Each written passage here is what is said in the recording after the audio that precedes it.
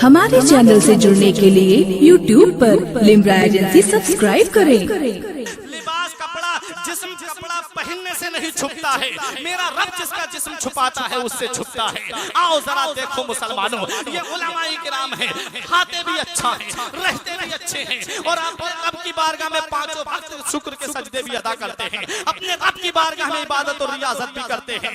याद रखो मुसलमानों, पहले की माएं अपने बच्चों को मदरसे में लेके जाती थी क्योंकि वो जानती थी तहजीब मिलेगी तो मदरसे से मिलेगी, तमद्दुन मिलेगा तो मदरसे से मिलेगा, अखलाक मिलेगा तो मदरसे से मिलेगा, जिंदगी जीने का सलीका मिलेगा तो मदरसे से मिलेगा, अगर बड़ों का अदब करने का सबक मिलेगा तो मदरसे से मिलेगा, छोटों पे शफकत करने का दर्स मिलेगा तो मदरसे से मिलेगा, माँ की खिदमत करने का सबक मिलेगा तो मदरसे से मिलेगा, बाप के अदब करने का सबक मिलेगा तो क्योंकि मदरसे में कुरान पढ़ाया जाता है, मदरसे में हदीस पढ़ाई जाती है, मदरसे में यही पढ़ाया जाता है बेटा माँ बाप का अदब कैसे किया जाता है, अल्लाह ने कुरान में क्या फरमाया है, अल्लाह ने हदीस में क्या फरमाया है। आओ जरा सुनो चौबे तौबा के जिंदा दिल मुसलमानों, मैं आपको ये बताना चाहता हूँ क्योंकि माँ जब नेक होती है तो औलाद भी नेक होती है, माँ पारसा होती है तो औलाद भी पारसा होती है, माँ मुत्तकिया होती है तो औलाद भी मुत्तकी होती है। देख लो तारीख उठा करके, सैयद सालार मसूद गाजी की वालिदा मोहतरमा अपने वक्त की आबिदा है, अपने वक्त की जाहिदा है, अपने वक्त की मुत्तकिया है, तो बेटा देख लो सैयद शुहदा फिल हिंद है, देख लो बेटा तमाम शहीदों का सरदार है हिंदुस्तान के, और वो सैयद सालार मसूद गाजी जिनके बारे में हुजूर शाह आलम फरमाते हैं कि एक शख्स ने बाबा फरीदुद्दीन गंजे शकर के पोते शेख अलाउद्दीन के मजार के करीब में उसने जब चिल्ला काटा था तो उसे उसको ये बतौर इल्हाम किया गया कि तू जाकर के ख्वाजा कुतुबुद्दीन बख्तियार काकी के मजार के करीब जो कब्रिस्तान है वहां जाकर के अपने रब को याद कर। जब वो वहां पहुंच करके अपने रब को याद कर रहा था तो उसने क्या देखा कि वो एक मंजिल विलायत की पाना चाहते थे। उन्होंने अपनी आंखों से क्या देखा प्यारे कि एक शख्स कोड़ी चल रहा है और एक शख्स घोड़े पे बैठा हुआ है, सुर्ख लिबास पहने हुए है, कोड़ी के जिस्म पे जहां कोड़ा मारता है कोड़ी जमीन पे गिरता है, जब उड़ता है तो उसका कोड़ दूर हो जाता है, उसके हाथों के नाखून निकल आते हैं। ये देख रहे हैं कि ये नौजवान घोड़े पे कौन बैठा हुआ है और ये कोड़ी इसके कोड़े से रो नहीं रहा है। इन्होंने दामन पकड़ के कहा था अरे आप कौन है, अपना नाम तो बताइए। तो घुड़सवार ने कहा था अरे मुझे नहीं जानता है, मेरा ही तो नाम सैयद सालार मसूद गाजी। सुभान अल्लाह। अब एक जुमला सुनो, उलमा में बहुत बड़ी बात कहने की कोशिश कर रहा हूँ। फरमाते हैं हिंदुस्तान के वलियों की देग में जो रूहानियत का नमक पड़ता है वो मसूद गाजी के हाथों से पड़ता है। जिंदाबाद जिंदाबाद। बहुत अच्छे बहुत अच्छे। हिंदुस्तान के वलियों की देग में जो रूहानियत का नमक पड़ता है वो मसूद गाजी के हाथों से पड़ता है। जिंदाबाद। इतनी बड़ी शख्सियत के कुर्ब में तुम रहते हो। गौसे पाक रज़ी अल्लाह ताला अन्हु को अल्लाह ने तमाम वलियों का सरदार बनाया, ये मकाम अपनी जगह, लेकिन पैदाइश के एतबार से देखो हुजूर सैयद सालार मसूद गाजी गौसे आजम से तकरीबन 65 साल पहले पैदा हुए। ख्वाजा गरीब नवाज रज़ी अल्लाह ताला अन्हु से मेरे आका हुजूर सैयद सालार मसूद गाजी 132 साल पहले पैदा हुए। सुभान अल्लाह। पता चला कि गरीब नवाज के इस हिंदुस्तान में इस्लाम लाने से पहले तकरीबन 100 साल पहले इस हिंदुस्तान की सरजमीन पे इस्लाम आ चुका था। बहुत गौर से तारीख सुनना। 100 साल पहले इस हिंदुस्तान की सरजमीन पे इस्लाम का झंडा हुजूर सैयद सालार मसूद गाजी ने लहराया। सुन ले, हुजूर सैयद सालार मसूद गाजी चंद रुफका चंद साथियों को लेकर के जब बहराइच की सरजमीन पे तशरीफ लाए तो उस वक्त के जितने राजा थे तमाम के तमाम एक हो गए। सुहेल देव, सेहर देव, रामचंद्र, और दीगर राजा, बड़े बड़े राजा जो सब एक हो गए। आज तुम पार्टियों में बट गए। एक बात कह दूं मैं, आज तुम पार्टियों में बट गए कि साहब वो फला पार्टी पे, वो फला पार्टी पे, वो फला पार्टी पे। नबी फरमाते हैं अल कुफ्रु मिल्लतुन वाहिदा, काफिर एक ही मिल्लत, तुम्हारा कोई नहीं, काफिर एक ही मिल्लत है। नबी फरमाते हैं काफिर एक ही मिल्लत है। तुम वो देखो जिसमें तुम्हारे रब की रजा हो, तुम वो देखो जिसमें तुम्हारे रसूल की रजा हो। तुम अपने रब की और अपने रसूल की रजा चाहोगे, सारी दुनिया तुम्हारी रजा चाहोगे। देखो सैयद सालार मसूद गाजी जब इस हिंदुस्तान की सरजमीन पे आए थे, जब आपने इस्लाम का परचम लहराया था, राजा आ गए, बोले झंडा लहराने नहीं देंगे, हिंदुस्तान से इस्लाम का परचम उखाड़ के फेंक देंगे, इस्लाम से हिंदुस्तान का झंडा उखाड़ के फेंक देंगे। बोले आ जाओ, मुकाबला होता है, दोनों फरीक का मुकाबला होता है, इस्लाम और कुफ्र की वो अजीम घमासान की जंग इस हिंदुस्तान की सरजमीन बहराइच पे होती है। हर गली में आपको शुहदा के मजार मिलेंगे, हर तरफ आपको शुहदा के मज़ारात नजर आएंगे।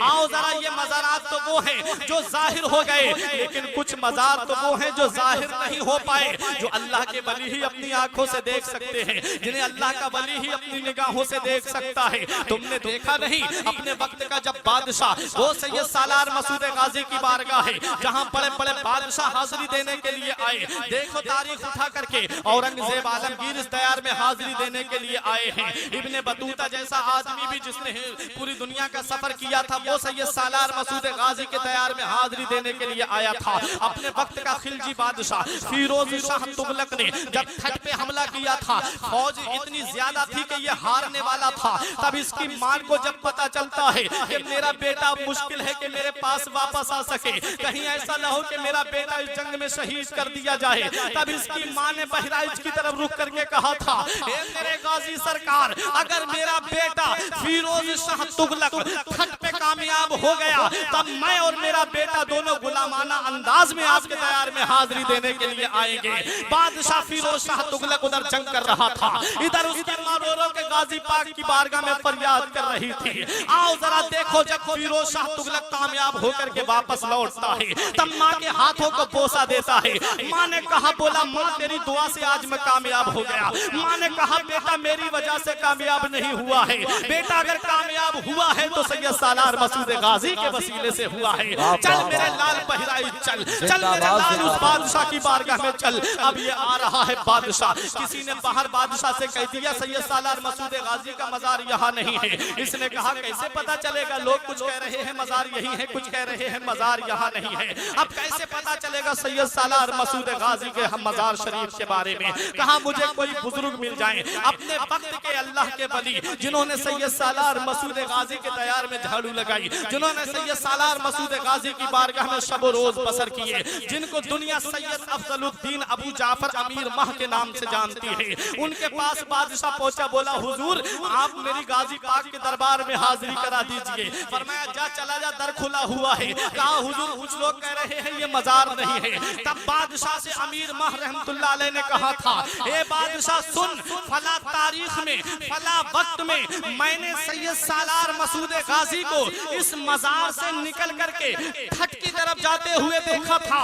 बादशाह ने जब जेब से पर्चा निकाल करके फतह की तारीख देखी, तो वो वक्त जो अमीर माह ने बताया था कि फला दिन फला तारीख और फला वक्त में सैयद सालार मसूद गाजी खट की तरफ गए थे, देख करके हैरान रह गया। अरे ये वक्त तो वही है जिस वक्त में अल्लाह ने मुझे फतह अता फरमाई थी। बोला मैं समझ गया कि यही बारगाह है सैयद सालार मसूद गाजी की। अब हाजिरी देने के लिए बादशाह आ रहा है। बादशाह ने क्या देखा कि अमीर माह कभी पंजों के बल चल रहे हैं, कभी अंगूठे के बल चल रहे हैं, कभी उंगलियों के बल चल रहे हैं। बादशाह ने कहा हुजूर जमीन तो हमवार नजर आ रही है, जमीन तो साफ नजर आ रही है, आप ये इस तरह से क्यों चल रहे हैं? फरमाया जो मैं देख रहा हूँ वो तू नहीं देख रहा है। बोला तुम क्या देख रहे हो? फरमाया देखना चाहता है। बोला हाँ हुजूर मैं देखना चाहता हूँ।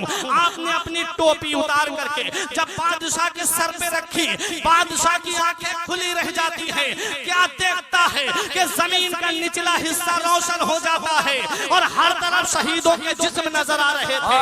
अमीर माह कहते हैं मैं इसलिए चल रहा था कहीं ऐसा ना हो कि किसी शहीद के जिस्म पे मेरा कदम पड़ जाए, कहीं किसी शहीद के पैर मुबारक पे मेरा कदम पड़ जाए, इसलिए मैं बच करके चल रहा था। अब मैं यहाँ एक जुमला दे रहा हूँ, पुरबा के जिंदा दिल मुसलमानों, इन उलमाए किराम की दुआएं लेते हुए कि जब सैयद सालार मसूद गाजी के दयार में झाड़ू लगाने वाले की शान का ये आलम है कि सिर्फ टोपी उतार करके बादशाह के सर पे रख दे तो जमीन का निचला हिस्सा रोशन हो जाए, तो खुद सैयद सालार मसूद गाजी की ताकत का आलम क्या होगा जब उनके गदा भर देते हैं शाहान जमाना की झोली, जब उनके गदा भर देते हैं शाहान जमाना की झोली। अरे मुहताज का जब ये आलम है, मुख्तार का आलम क्या होगा। नारे तकबीर, नारे रिसालत, फैज़ाने सरकारे मदीना, फैज़ाने सैयद सालार मसूद गाजी, गुलामाने सैयद सालार मसूद गाजी, हज़रत अल्लामा फुरकान रज़ा मंजरी, नारे तकबीर। बहुत अच्छे ये है जिंदाबाद। बंदा बनना है जो उनका तो गदा बन इनका, जो फकीरों को शहंशाह बना देते हैं, दर्द आलम के मारे हुए क्या देते हैं, हम तो बस उनकी निगाहों को दुआ देते हैं। ये सैयद सालार मसूद गाजी हैं प्यारे, इनके दरबार की शान ये है। आओ जरा ये वाकया सुन लो, फिर मैं अपनी तकरीर को बड़ी तेजी के साथ आगे बढ़ा करके खत्म कर रहा हूँ, क्योंकि मैं अपने वक्त का पूरा ख्याल रखूंगा। आओ जरा देखो प्यारे मुसलमानों, सैयद सालार मसूद गाजी से जंग हो रही है, मुसलमान कम हो लेकिन फिर भी हजारों पे गालिब हुआ करते हैं, क्योंकि ये अल्लाह का कुरान कह रहा है बहुत सी थोड़ी जमातें कसीर जमातों पे गालिब आ जाती हैं अल्लाह के हुक्म से। जंग में कागजी अफराद से क्या होता है, हिम्मतें लड़ती हैं तादाद से क्या होता है। हो मुजाहिद तो लड़ो अपने ही बलबूते पर, गैरों की इमदाद से क्या होता है। बेअमन दिल हो तो जज्बात से क्या होता है, खेत बंजर हो तो बरसात से क्या होता है। ये मुसलमानों की शान थी प्यारे, मुसलमान थे तो चंद, लेकिन बड़ी शाहाना बड़ी ताकत के साथ में मुकाबला कर रहे थे, लेकिन धोखे से शहीद कर दिया गया सैयद सालार मसूद गाजी को। जालिमों ने एक मैदान के अंदर जमीन के अंदर कीले गाड़ दी थी, उसके ऊपर से रेत को डाल दिया था और पीछे हटते चले गए। मुसलमान ये सोच करके आगे बढ़ते चले गए कि हम फतह हासिल कर रहे हैं। जब वो मैदान आता है जहाँ कीले जमीन में गड़ी हुई थी, जब घोड़ों के पैर जख्मी होते हैं, जब घोड़ों के पैर जख्मी हुए, घोड़े अपना बचाव करते हुए वापस पीछे को हटे। इन जालिमों ने शुहदा तमाम लोगों को शहीद करना शुरू कर दिया। एक जालिम ने हुजूर सैयद सालार मसूद गाजी के ऐसा तीर मारा जो आपके मुकद्दस हल्क पे गुलूए मुबारक पे लगता है, और आप घोड़े से नीचे तशरीफ ला रहे थे। मजार शरीफ के अंदर आपने एक और मजार देखा होगा जिस पे नीली लिखा हुआ है, जिस पे घोड़े का मजार है। आओ जरा सुनो प्यारे मुसलमानों, आपका घोड़ा भी कितना समझदार था। मेरे गाजी आपके घोड़े को सलाम, मेरे गाजी आपके घोड़े के, मेरे गाजी आपके घोड़े को सलाम। मेरे गाजी का घोड़ा जमीन पे अपने घुटनों को रख देता है कि उसका शहसवार अब घोड़े से नीचे तशरीफ लाने वाला है। मेरे गाजी जब घोड़े से नीचे तशरीफ लाने वाले थे, मेरे गाजी का एक दीवाना था, मेरे गाजी का एक आशिक था, मेरे गाजी का एक चहीता था, मेरे गाजी के साथ में शब रोज बसर करने वाला, वो जिसे दुनिया सिकंदर दीवाने के नाम से जानती है, जिसे दुनिया ने सिकंदर दीवाने और बाद लोग उन्हें बरहिना बाबा के नाम से जानते थे, जो लिबास नहीं पहनते थे, हर वक्त सैयद सालार मसूद गाजी के साथ में रहते थे। सफर में हो तब भी साथ में रहते, हजर में हो तब भी साथ में रहते। सिकंदर दीवाने ने देखा कि मेरे आका मेरे मखदूम घोड़े से नीचे तशरीफ लाने वाले हैं, अपने दोनों हाथों को आगे बढ़ा दिया। मेरे गाजी पाक सिकंदर दीवाने के हाथों पे अपने हाथों पे तशरीफ लाते हैं। सिकंदर दीवाने ने आपका सर अपने जानू पे रख लिया। सिकंदर दीवाना को से मेरे सिकंदर दीवाना मेरे सैयद सालार मसूद गाजी के चेहरे को देखने लगा, आंखों से आंसू निकलने लगे, आंखों से आंसुओं का सैलाब जारी हो गया। आंखों से आंसुओं के सैलाब को जब पहुंचते हुए सैयद सालार मसूद गाजी ने देखा कि दीवाना रो रहा है, आंखों से आंसू निकल रहे हैं, आंखों से आंसू बरस रहे हैं। आपने फरमाया मत रो मेरे दीवाने आंखों से आंसू कैसे निकल रहे हैं। कहा मेरे आका, मेरे मखदूम, आपने हिंदुस्तान में इस्लाम का झंडा लहराया। मेरे आका, आपने हिंदुस्तान में इस्लाम का परचम लहराया। मेरे आका, आपने हिंदुस्तान में इस्लाम का झंडा बुलंद किया है। आपके बाद अब इस्लाम का परचम कौन उठाएगा? आपके बाद अब इस्लाम का झंडा कौन लहराएगा? आपके बाद अब इस इस्लाम के परचम को कौन बुलंद करेगा? तो मेरे सैयद सालार मसूद गाजी फरमाते हैं, मतरो मेरे दीवाने, इन्न दीन इंदल्लाहिल इस्लाम, अल्लाह का पसंदीदा दीन सिर्फ इस्लाम है। इस इस्लाम की हिफाजत के लिए अल्लाह अपने महबूब बंदों को भेजता रहता है। अल्लाह अपने मकबूल बंदों को भेजता रहता है। इन जालिमों ने क्या समझा कि मुझे शहीद कर देंगे तो मेरा मिशन खत्म हो जाएगा। इन्होंने क्या समझा कि मुझे शहीद कर देंगे तो क्या मेरा पैगाम तो खत्म हो जाएगा? ऐसा नहीं है। इन जालिमों ने समझा था कि अब हिंदुस्तान में इस्लाम का परचम हमने उखाड़ के फेंक दिया है। गाजी पाक की शहादत पे सिकंदर दीवाने की आंखों से आंसू निकल रहे थे। फरमाया, मत रो मेरे दीवाने, मैं आज अपने नाना मुस्तफा से मुलाकात करने के लिए जा रहा हूँ।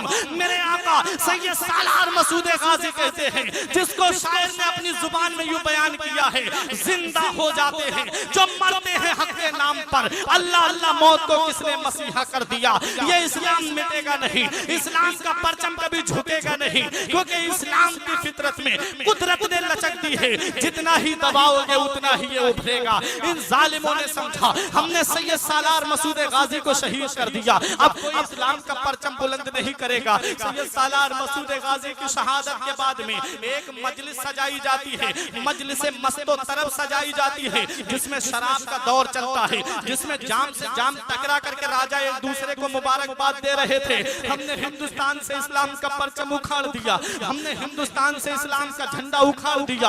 अब कोई नहीं आएगा हिंदुस्तान में इस्लाम लेकर के, अब कोई नहीं आएगा इस्लाम हिंदुस्तान में फैलाने के लिए। लेकिन उनको क्या पता कि फानूस बन के जिसकी हिफाजत हवा करे, फानूस बन के जिसकी हिफाजत हवा करे, वो शम्मा क्या बुझे जिसे रोशन खुदा। सुभान अल्लाह। नारे तकबीर, नारे रिसालत, उलमाए अहले सुन्नत, शायर इस्लाम जनाबे सलीम रजा पीलीभीती, नारे तकबीर, नारे रिसालत। आप आमद तयम्मुम बरखास्त के तहत शायर इस्लाम सलीम रजा पीलीभीती तशरीफ ला चुके हैं। सुन लीजिए, हो सकता है पता नहीं कब आपकी और हमारी मुलाकात हो। सुने, इतने कुर्ब में रहते हो आप, इतने करीब में रहते हो, इतनी अजीम हस्ती के कुर्ब में रहते हो, अपनी किस्मत पे नाज करो, जिसकी बारगाह में औलिया ने हाजिरी दी, जिसकी बारगाह में बादशाहों ने हाजिरी दी। सैयद सालार मसूद गाजी की शहादत के बाद महफिल में बातें हो रही थी, अब इस्लाम का परचम कोई नहीं लाएगा, अब इस्लाम का झंडा कोई नहीं लहराएगा। हिंदुस्तान से इस्लाम का परचम उखाड़ के फेंक दिया है। उन्हें क्या पता कि फानूस बन के जिसकी हिफाजत हवा करे, वो शम्मा क्या बुझे जिसे रोशन खुदा करे। नूरे हक इस्लाम है, उसको बुझा सकता है कौन? जिसका हामी हो खुदा उसको मिटा सकता है, खुदा उसको मिटा सकता है कौन? सैयद सालार मसूद गाजी की शहादत के बाद में वो आ रहा है हिंदुस्तान में, वो इस्लाम लेकर के आ रहा है हिंदुस्तान में, जिसे दुनिया अताए रसूल के नाम से जानती है, जिसे दुनिया गरीब नवाज के नाम से जानती है, जिसे दुनिया मोइनुद्दीन के नाम से जानती है, जिसे दुनिया हसन संजरी के नाम से जानती है। आ रहा है लाहौर की सरजमीन पे 40 फकीरों की जमात लेकर के अल्लाह अल्लाह कर रहा है। उस वक्त का जो बादशाह जिसने हिंदुस्तान पे हमला किया था, जिसका नाम शहाबुद्दीन मोहम्मद गौरी था, बोला बाबा तुम कहां जा रहे हो? बोले हिंदुस्तान जा रहा हूं। बोला बाबा हिंदुस्तान मत जाओ, वहां तो कोई अपना नहीं है, वहां तो कोई अपनी सपोर्ट के लिए तैयार नहीं है। बाबा तुम हिंदुस्तान जा रहे हो 40 फकीरों की जमात लेकर के, हाथ में तस्बीह, बगल में मुसल्ला, लब पे अल्लाह अल्लाह करते हुए जा रहे हो। बाबा तुम्हारे पास तो लड़ने को तलवार नहीं है, चढ़ने को सवारी नहीं है, खाने को खाना नहीं है, पीने को पानी नहीं है। बाबा कौन सी ताकत पे भरोसा करके जा रहे हो? कौन सी जात पे भरोसा करके जा रहे हो? तुमने देखा नहीं मैं हिंदुस्तान में गया था, इतना बड़ा लश्कर लेकर के गया था, इतनी बड़ी फौज लेकर के गया था, एक से एक कलियल जवान लेकर के गया था, एक से एक बेहतरीन बर्छी चलाने वाले को लेकर के गया था, एक से एक बेहतरीन भाले वाले को लेकर के गया था। लेकिन मैं हिंदुस्तान के राजा से हार कर आ रहा हूँ, मैं हिंदुस्तान के राजा से शिकस्त खा के आ रहा हूँ। बाबा तुम हिंदुस्तान मत जाओ। तो मेरे गरीब नवाज ये पैगाम देते हैं, मेरे गरीब नवाज ये जवाब देते हैं। शायर अपनी जुबान में यूं कहता है, ए बादशाह जब तू हिंदुस्तान गया था तो अपनी तलवार पे भरोसा करके गया था, जब तू हिंदुस्तान गया था तो अपने लश्कर पे भरोसा करके गया था।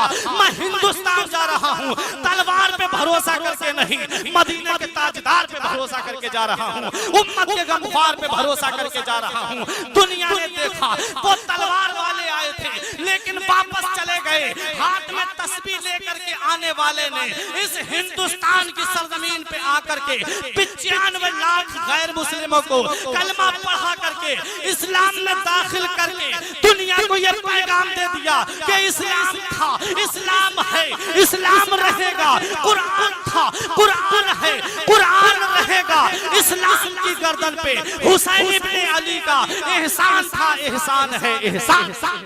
इंशाअल्लाह इंशाअल्लाह आया हिंदुस्तान की सरजमीन पे सैयद सालार मसूद गाजी की शहादत के बाद में अजमेर को अपना हेडक्वार्टर बनाया, राजस्थान को अपना हेडक्वार्टर बनाया, जहां सबसे ज्यादा राजा बसते थे। उसी जमीन पर आया, उसी सरजमीन पर रह करके इस्लाम का परचम बुलंद करके दुनिया को यह पैगाम दे रहा है, अल्लाह का पसंदीदा दीन सिर्फ इस्लाम है। इस्लाम ही वो प्यारा मजहब है जिसकी हिफाजत के लिए अल्लाह अपने बंदों को भेजता रहता है। इस्लाम का परचम गरीब नवाज ने इस हिंदुस्तान की सरजमीन पे लहराया।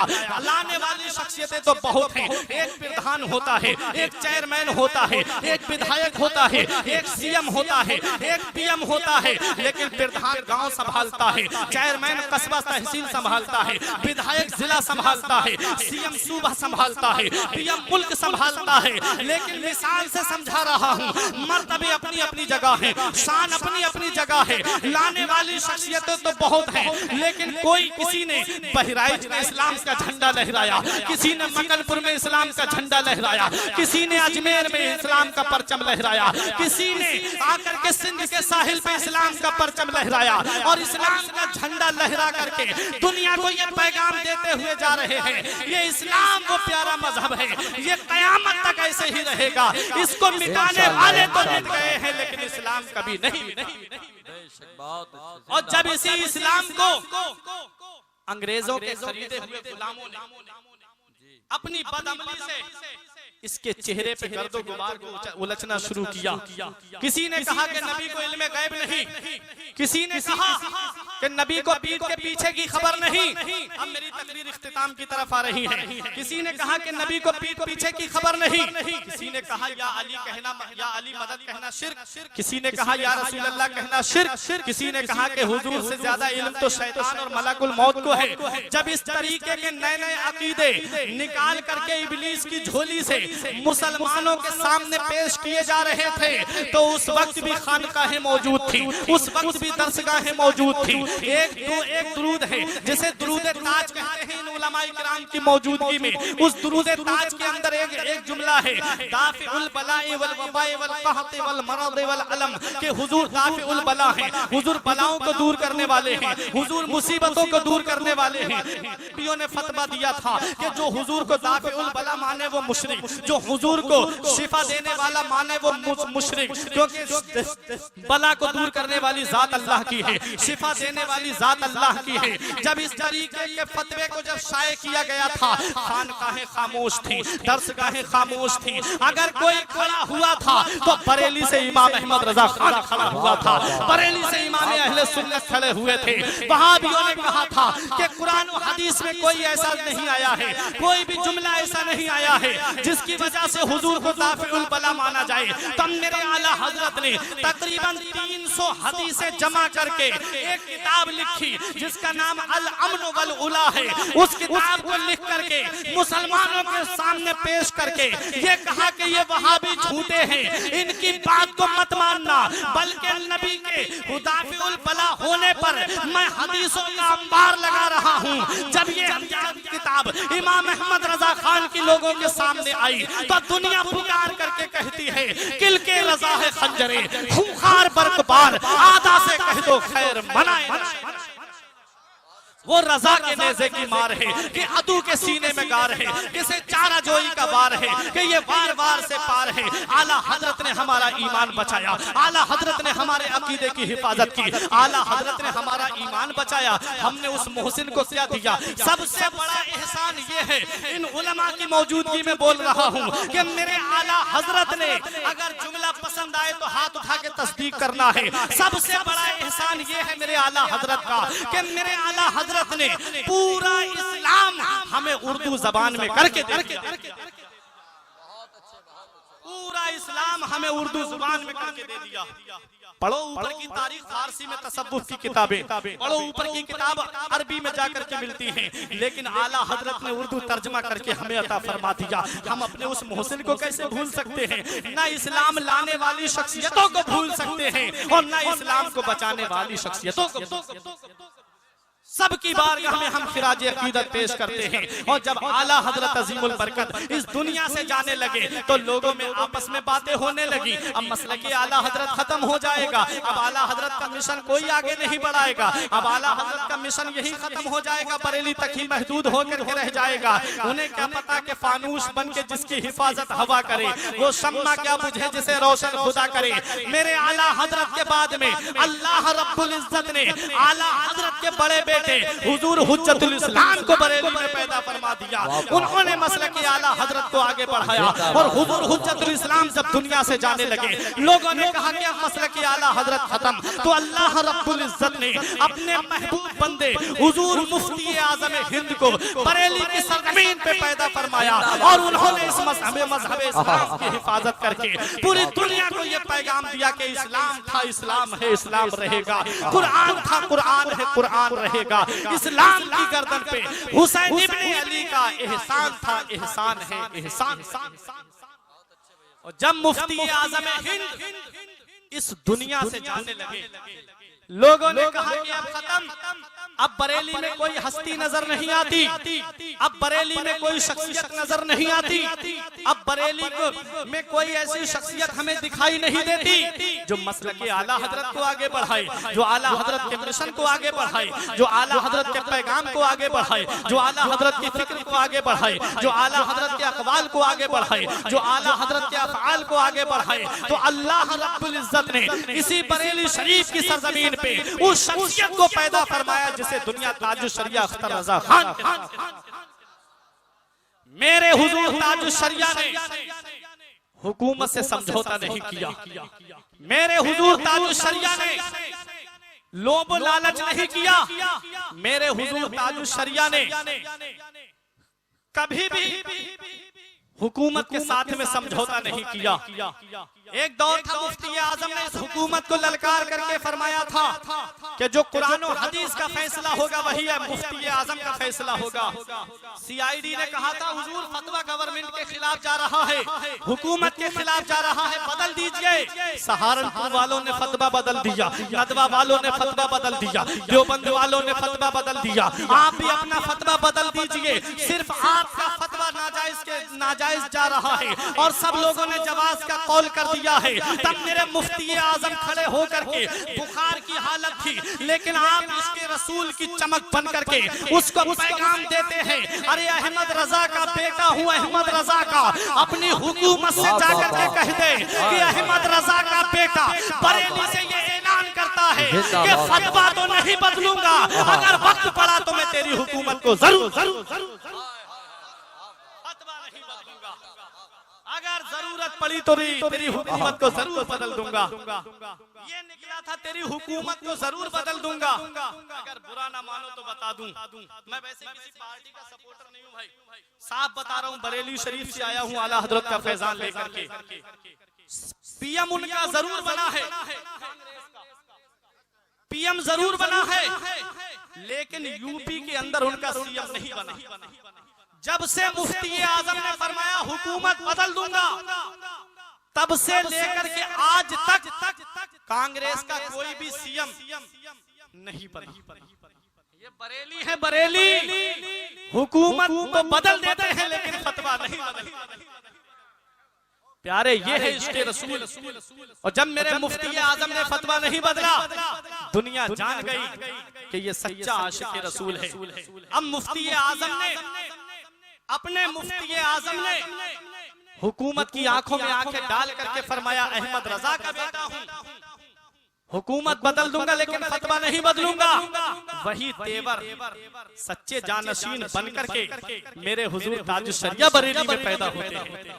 वो मेरे ताजुश्शरिया जब सऊदिया पहुंचे तो उस वक्त की वो हुकूमत ने कहा, ए अख्तर रजा अजहरी, ये सऊदिया है, सऊदिया, यहाँ हिंदुस्तान का कंजुल ईमान नहीं चलेगा, यहाँ पर दौलतुल मक्किया नहीं चलेगी, यहाँ पर हुसामुल हरमैन नहीं चलेगी, यहाँ तमहीद ईमान नहीं चलेगी। अगर हमारे कहने पे चलोगे, अगर इमाम हरम के पीछे नमाज पढ़ोगे तो तुम्हें तवाफ भी करने दिया जाएगा, मिना में कुर्बानी भी करने दी जाएगी, तुम्हें मैदान अराफात में ठहरने भी दिया जाएगा। वही तेवर आपके नवासे हुजूर ताजुश्शरिया के अंदर।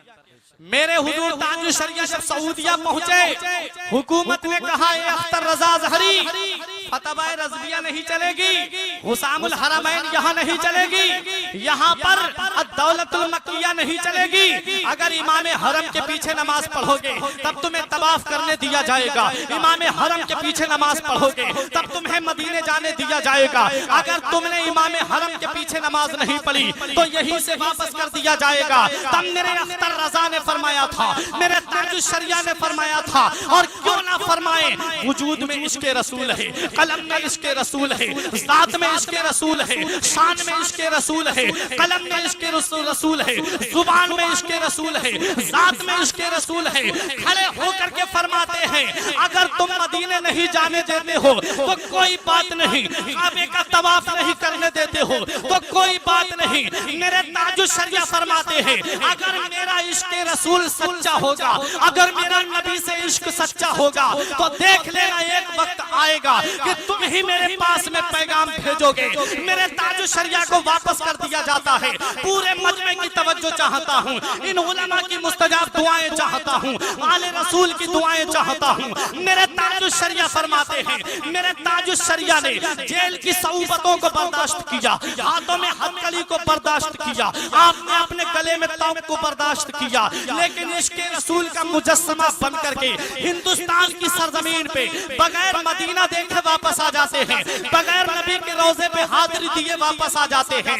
आपने एक कलाम लिखा था कि दागे फुरकते तैबा कल्बे मुज़मा हिल जाता, काश गुंबदे खजरा देखने को मिल जाता, मेरे दिल से धुल जाता। दागे फुरकते तैबा, तैबा में फना होकर तैबा ही में मिल जाता। उनके दर पे अख्तर की हसरतें हुई पूरी, साइले दरे अक़दस कैसे मुनफ़इल जाता। ये कलाम मेरे ताजुश्शरिया ने तब लिखा जब नबी के रोजे का दीदार नहीं करने दिया, जब नबी के रोजे की जियारत नहीं करने दी। मेरे ताजुश्शरिया कह के आते हैं कि अगर अख्तर रजा का इश्क सच्चा होगा, अगर अख्तर रजा का इश्क सच्चा होगा तो तुम ही पैगाम लेकर के मेरे पास में आओगे। दुनिया ने देख लिया, दुनिया ने आंखें खोल करके क्या देखा कि सोने के तश्त में सजा करके एक पैगाम बरेली लेकर के हुजूर ताजुश्शरिया की बारगाह में आते हैं। ए अख्तर रजा, ए बरेली के अख्तर रजा, ए आला हजरत के लाडले, ए मुफ्ती आजम के नवासे, चलो चलो अब तुम्हारा बुलावा मदीने आया है। ए अख्तर रजा चलो चलो और काबे को चल करके गुस्ल दो। मेरे ताजुश्शरिया के लिए जब काबे के गुस्ल का बुलावा आता है तब मेरे ताजुश्शरिया नबी के रोजे की तरफ रुख करके कहते हैं, एक वक्त तो वो था हुजूर, इन्होंने मुझे जाने नहीं दिया था, आज ये पैगाम लेकर के आए हैं, ये पैगाम अपनी तरफ से लेके नहीं आए हैं। ताजुश्शरिया फरमाते हैं, अरे आज पैगाम लेके आए हो, एक वक्त वो था तुमने मुझे नबी के रोजे पे जाने नहीं दिया था। मेरे ताजुश्शरिया ने नबी के रोजे की तरफ रुख करके कहा, अरे जहां पानी अता कर दे, भरी जन्नत हिबा कर दे, जहां पानी अता कर दे, भरी जन्नत हिबा कर दे। नबी मुख्तारे कुल है, जिसको जो चाहे अता। जिंदाबाद।